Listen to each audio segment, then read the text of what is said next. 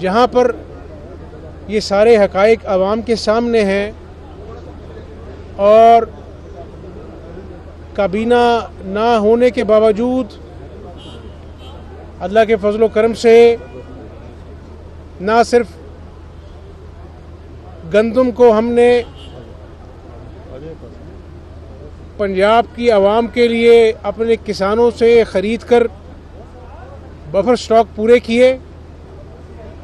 2200 रुपया पर मन गंदम हमने अपने किसानों से ख़रीदी और आज इंटरनेशनल मार्केट में 5,500 रुपया पर मन है। आध कीमत से भी ज़्यादा का फ़र्क है। और हमने अल्लाह के फजल से काबीना के बग़ैर, मुझे लोगों ने कहा कि आप ये इतना बड़ा फ़ैसला 200 अरब की सब्सिडियाँ करने जा रहे हैं तो ये ना कीजिए, काबीना को आने दें। मैंने कहा नहीं, आवाम परेशान है। हमने 10 किलो के आटे का थैला 160 रुपये सस्ता किया 200 अरब की सब्सिडी देकर।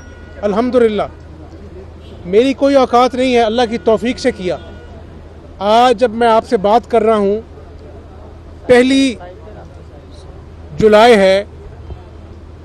आज अल्लाह के फजल से पंजाब के तमाम अज़ला में THQ, DHQ और 14 टीचिंग अस्पताल में कैंसर समेत तमाम दवाइयाँ सूबे की आवाम को मुफ्त मिलने जा रही हैं अल्लाह के फजल से।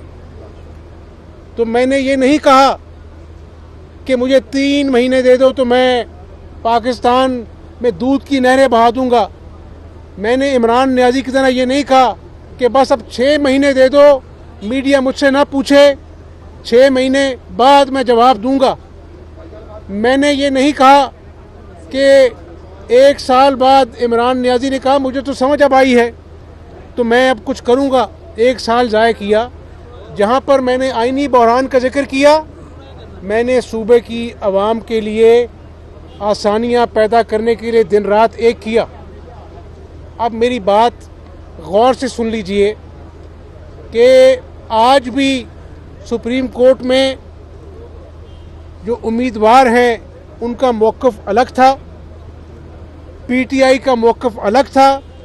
अदालत उज़्मा जब ये केस की सुनवाई कर रही थी तो कहा जी अब मैं इमरान नियाज़ी से लेकर आता हूँ, तो उनका आपस में भी सोच का रब्त नहीं था।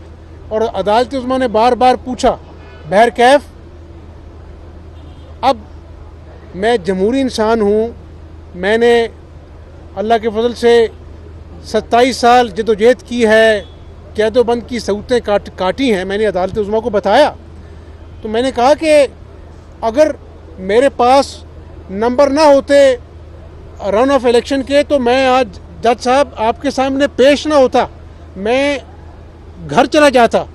लेकिन मैं आज भी, मेरे साथ खड़े थे उम्मीदवार जो PTI के हैं, मैंने कहा इनकी मौजूदगी में कहता हूँ कि अभी इलेक्शन कराएं और जो ऐवान फैसला करेगा मैं उसको दिल से कबूल करूँगा।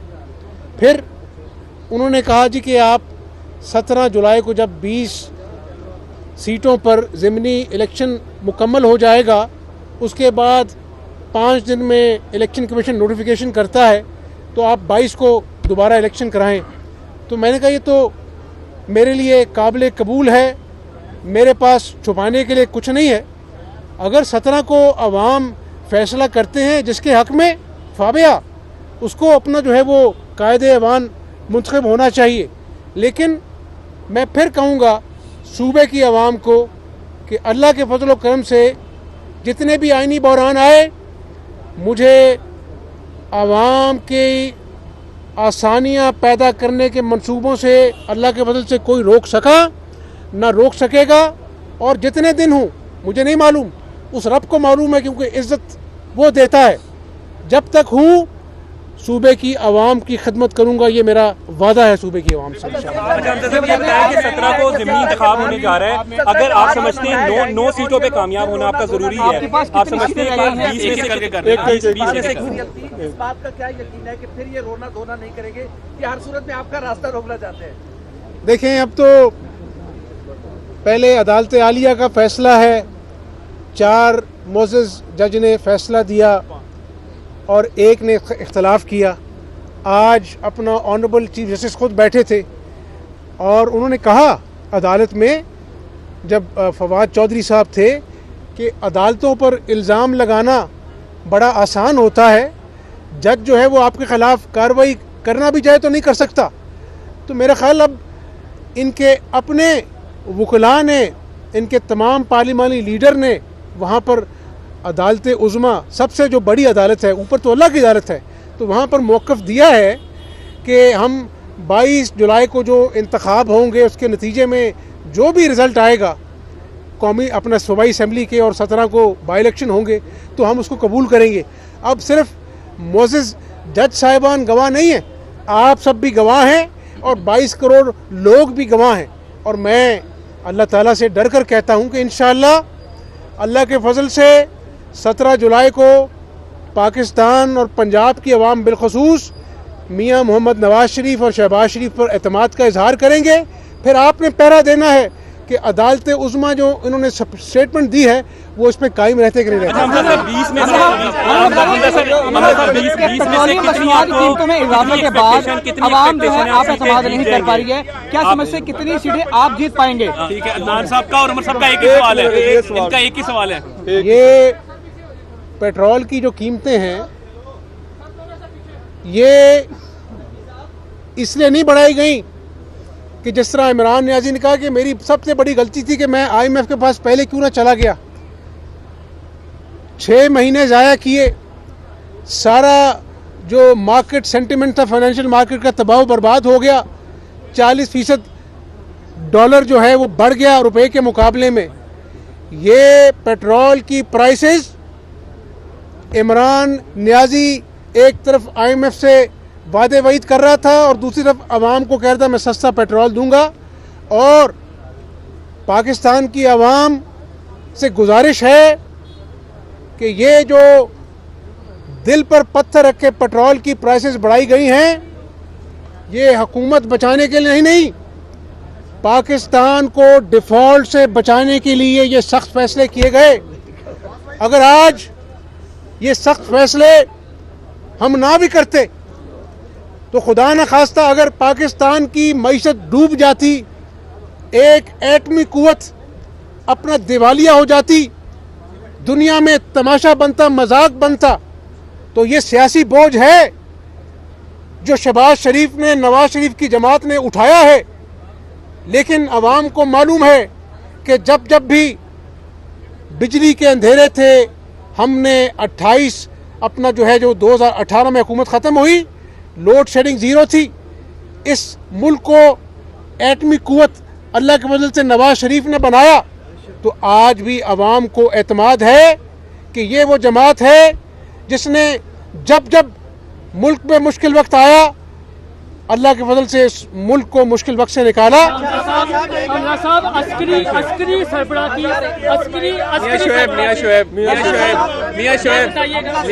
अदालत में बार बार एक ही बात होती रही कि जो हमें हरासा इकट्ठा कर ले। क्या जिन लोगों ने आइन तोड़ा, जहां हमले किए, उनको माफ कर दिया जाएगा? उनको साथ मिला लें आप, उनको कानून के दायरे में नहीं लाया, साथ मिला लें आप। हाँ जी, दूसरा ये भी कि आइंदा दो इसमें साथ मिला लें, जारी रहेंगे, ये भी साथ मिला लीजिए। आपने पंजाब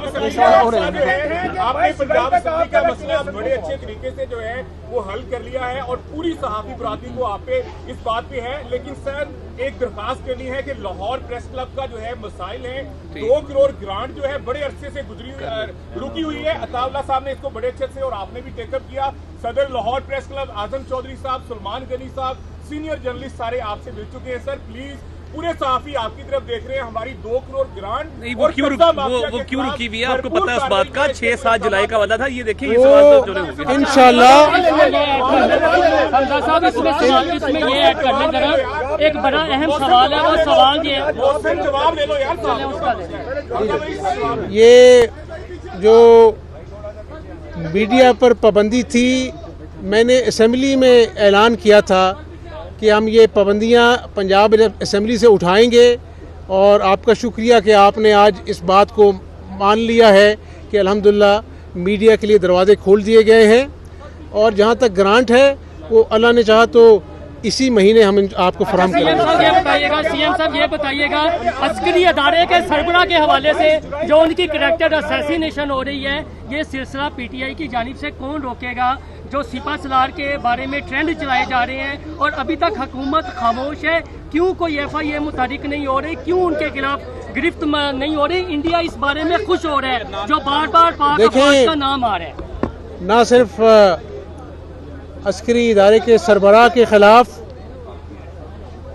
जहर उगला गया है, पाकिस्तान के दोस्त मुल्क में वो गए थे और जिस तरह के अल्फाज इस्तेमाल किए गए हैं, तो ये इमरान नियाज़ी की साजिश का पोल तो खुल गया कि उस साजिश के पीछे फरागोगी और तोशाखाने की चोरियां छुपाने का प्रोग्राम था। लेकिन मैं फिर कह दूं कि हम पाकिस्तानी हैं। इस आदमी ने अपनी अना की खातिर आइन और कानून को तोड़ा, इदारों को, फौज को, और इसका दिल उस वक्त भी नहीं कांपा कि इसने कहा कि मैं नहीं हूं तो खुदा न खास्ता पाकिस्तान की एटमी कुव्वत बर्बाद हो जाएगी, इदारे बर्बाद हो जाएंगे। तो मैं समझता हूं कि ऐसी अना को अल्लाह ताला खाक में मिलाए, जिस अना से पाकिस्तान के जो मुफाद हैं वो खुदा न खास्ता बड़े हो जाएं। तो 17 जुलाई का दिन, मैं बड़ा बोल नहीं बोलता, अल्लाह पाक ने चाहा तो दूध का दूध पानी का पानी होगा, और 22 जुलाई का जो इलेक्शन होगा मुस्लिम लीग नून उसको जीतेगी। और जब भी इंतखाबात होंगे, मैं फिर पाकिस्तानी अवाम से अपना जो है वो मुखातिब हूँ, मुश्किल वक्त है, दिल पे पत्थर रखकर ये फैसले कर रहे हैं, सियासत के लिए नहीं। सियासत बचानी होती तो हम भी इमरान नियाज़ी की तरह झूठ बोलते, मईशत बड़ा गर्क उसका हो जाता, पाकिस्तान दिवालिया हो जाता। इंशाअल्लाह सख्त फैसलों के बाद आसानियाँ आवाम के लिए आएंगी, और मुस्लिम लीग नून अल्लाह ने चाहा तो इस मुल्क को पाकिस्तान और कायद आज़म का खुशहाल पाकिस्तान बनाएगी। बहुत शुक्रिया, शुक्रिया, शुक्रिया। लास्ट क्वेश्चन कर लेंगे।